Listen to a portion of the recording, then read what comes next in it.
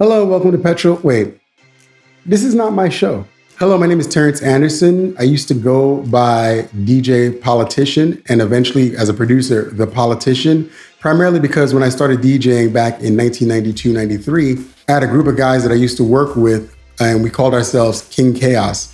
Back then, you had sound systems and we all worked together. I'm Jamaican and we were a group of DJs from the Caribbean who grew up in Brooklyn, New York, and we went to George Westinghouse High School together. We did a ton of parties under that moniker until we all shifted and went off and did our own things. And I eventually became a producer. I want to say around 1996, I started beat making and drifting off and getting more into hip hop and a little bit less of the Caribbean dancehall style music.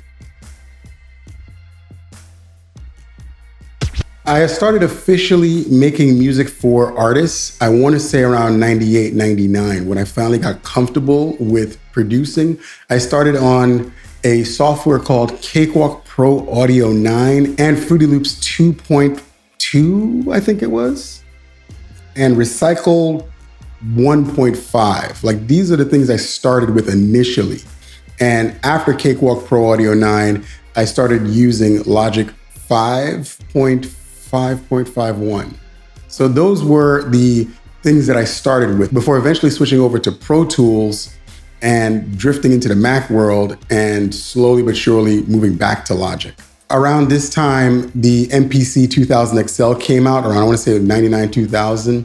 And when I was in DC going to Howard University, I went and picked up an MPC 2000 XL from Washington Music Center, which was a hilarious story because myself and two other guys took the train up to Washington Music Center and purchased the MPC 2000 XL and brought it home, big old box on the train back to the dorms at Howard University.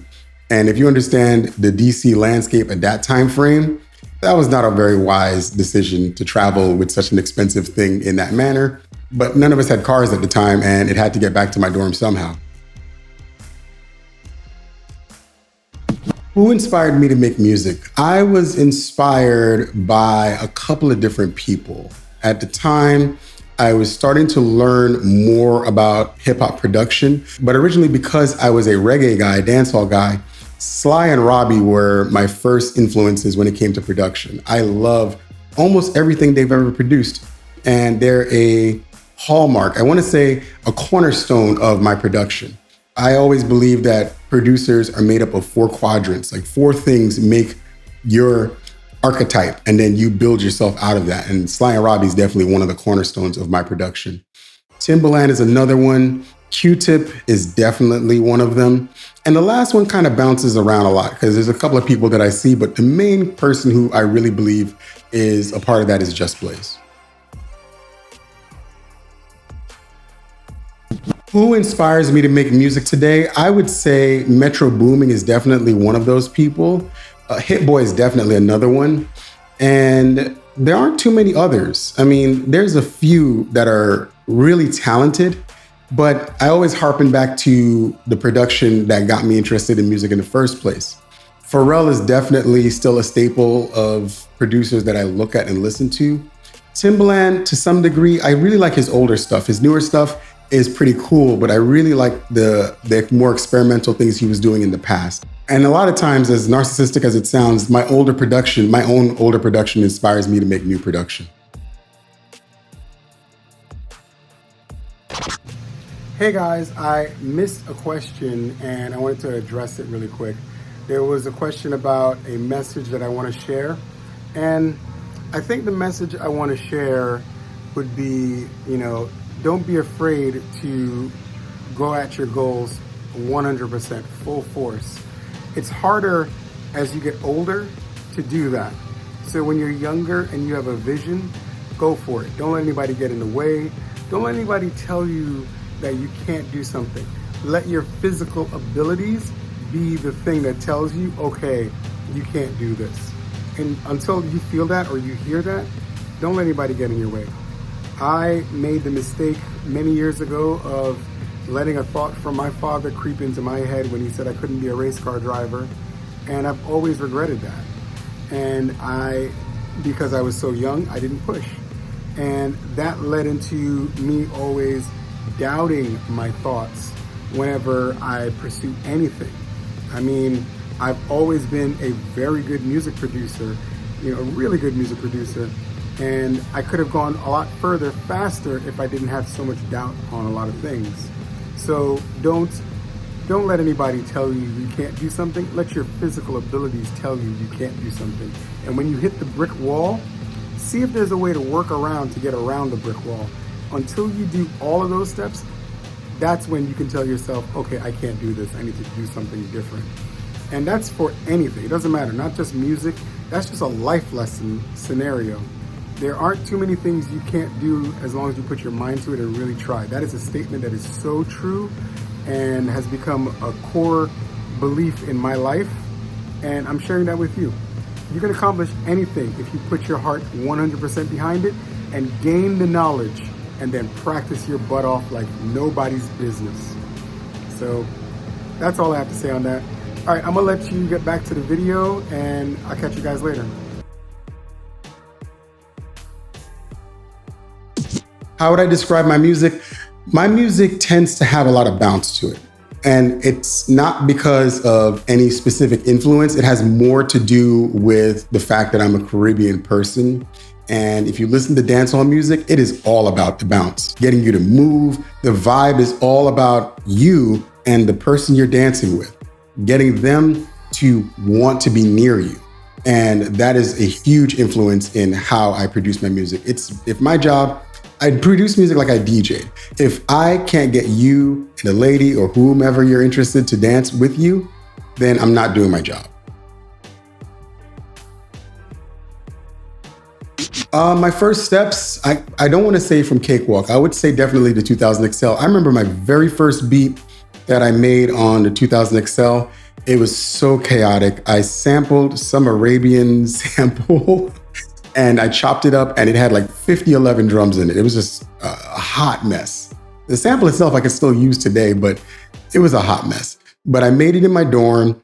I had 2 speakers that I kind of makeshift and homemade in the dorm, and it was connected to the 2000 XL, and the melody came from an EMU Carnival sound module that was attached. I actually got the Carnival for like $50 from a music reseller store that doesn't exist anymore. And I kind of wish I kept it because it had some pretty cool sounds in it. Not really something I can use every day, but pretty cool sounds. But trying to find a Carnival today for less than $350 is not going to happen. And I wouldn't buy one today for that price. My weapon of choice would definitely be any of these MPCs. It's always been a staple in my life. I mean, currently right now, it's the MPC 1 Plus with 3.8. But ever since version 3, I've kind of really liked it. And it's probably because for the longest, I used Logic Pro. Now, you would think that I would say Logic Pro would be my weapon of choice. I love Logic Pro, but there is something to the effect of staring at a computer screen for long periods of time and infinite choices. You eventually kind of gloss over a little bit. It doesn't mean Logic is bad. I actually love finishing everything in Logic because I understand it very well. I've been using it since version 5 on Windows machines. So that's definitely part of it. But my real weapon of choice is any MPC. I love starting on an MPC. I know I can do everything in the DAW, and 3.8 definitely feels more like a DAW than anything else. But the MPC just provides a platform for me to just work and just focus. I can take it anywhere, especially my 1 Plus with the battery or the 1000 with the battery. I can sketch something out on either one of those things and I can finish it elsewhere. The artists I would have loved to have worked with, dead or alive, would have to have been Biggie Smalls. Fellow Caribbean man, grew up in Brooklyn, and was talented. At the time when I started getting into production, he was pretty much the guy I wanted to do something with. I think a close second would have been Q-Tip and the entire Tribe Called Quest, only because Award Tour was my very first hip hop record I ever heard. As crazy as that sounds, because my household was diehard Caribbean music all the time. And I finally heard my first hip hop record. It was Award Tour and it caught my ear and I played it constantly. I just loved the way the melody rolled on that beat. So, and their flow was just amazing. but everything Biggie did was great. So Biggie was the guy. I would have loved to have worked with him. And a close second would be Tribe Called Quest. Music is like breathing for me. When I have a free moment, and I mean, that's hard because I have a big family. We have 5 kids and their schedules are crazy. But for me, making music, especially with these devices, is like breathing. When I sit down to do something in front of a DAW, sometimes I can get a little tired.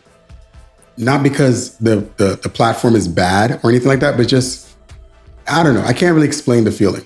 But sitting in front of one of these machines, it's almost like lifeblood. Like I have to have at least, I want to say 15 to 20 minutes on a daily to just do something. I mean, last night I worked on the 2000 XL and knocked out a general idea just to like get it out of my system. That's kind of how it feels to me. If I can work on something every day just for a few minutes, I feel complete. And it's weird, you know? But for me, it doesn't happen before I make sure that everybody else is settled. The kids have to be taken care of. The wife has to be okay. Everybody's taken care of. Once all of that's done, 15, 20 minutes, 30 minutes, an hour, 2 hours, I'm good to go.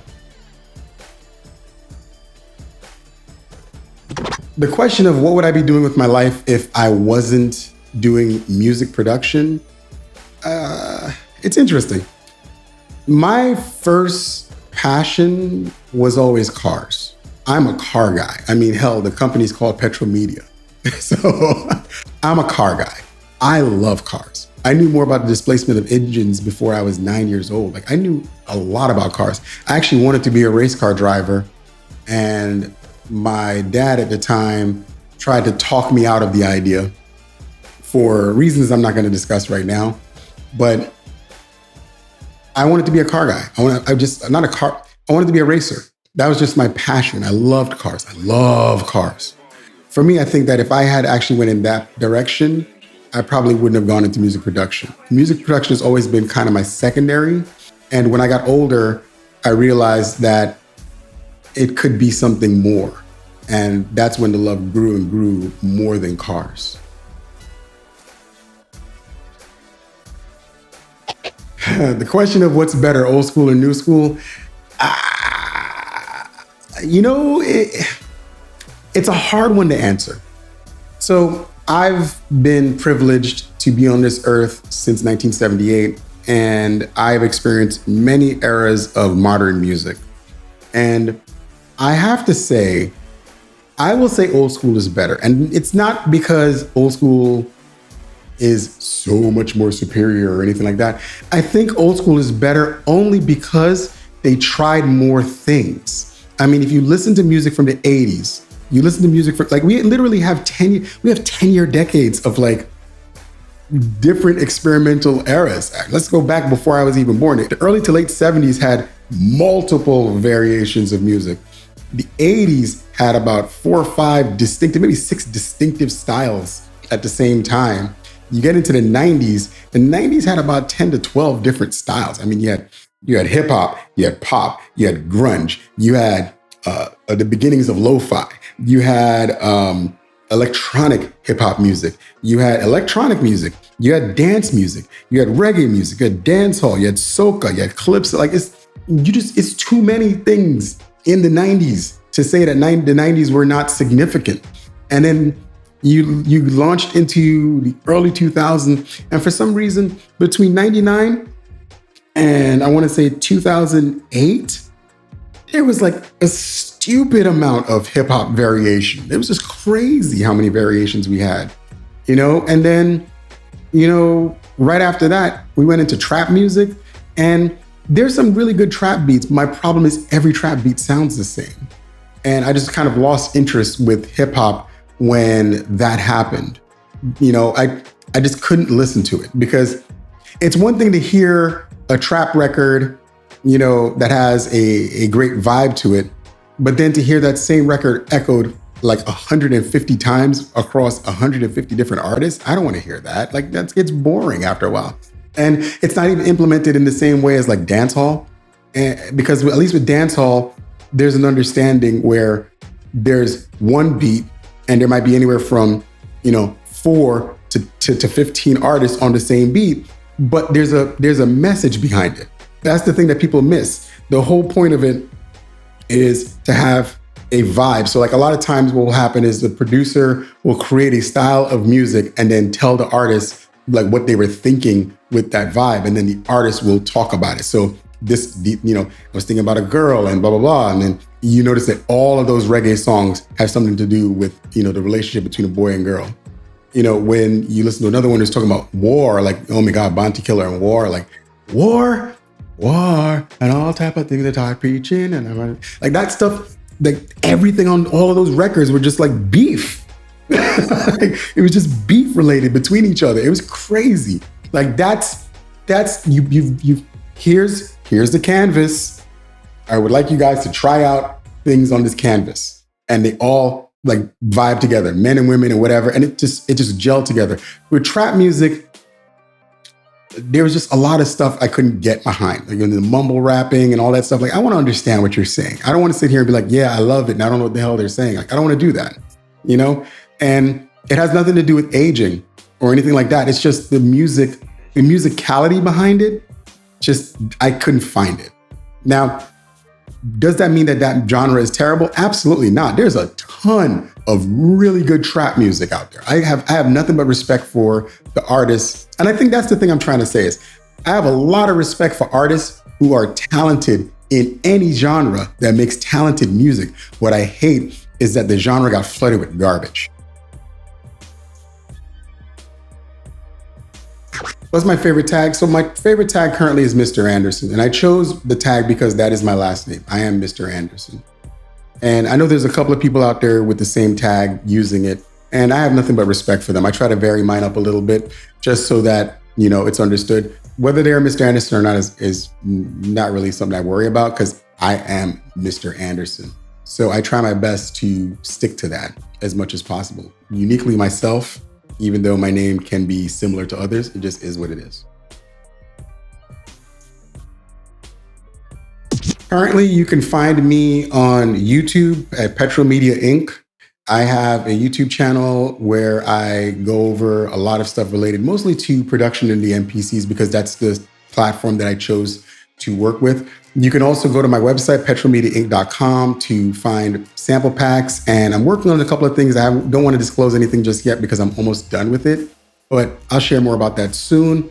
And you've also probably heard a lot of my music on a multitude of TV shows. I have well over 500 placements in TV music. I have 3 movies that I've done music for. And I worked with the Joel Santana record, There Go the Whistle Song, with a co-producer, Darren Joseph. And for the most part, you've heard my music probably in the background and not even noticed it was me. So Linda's son asked a question. He asked if there was one piece of gear you could take, what would it be? So this is the desert island question. Like you have nothing else. What would you take? Honestly, it would be the OnePlus. The OnePlus, a battery pack, and a solar charger, and I'm I'm stuck on a desert island. This is all I need. This is absolutely all I need. It does everything. I can mix. A lot of times the tracks that I make on the OnePlus, I'm exporting it to track. I've literally mixed it internally in this thing. I have the full mixer, the full understanding of it. I've tracked everything in here. Just all the production here. This thing does everything.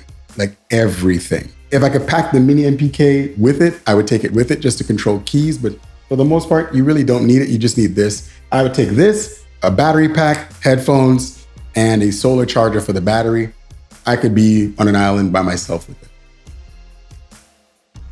I guess I got to ask a question for the next person after me. I guess I'm going to ask the question that's going to annoy everybody because everybody seems to be hyper fixated on it for, I personally believe, no apparent reason, because in the grand scheme of things, it's more important to get the placement than worry about how the placement happened.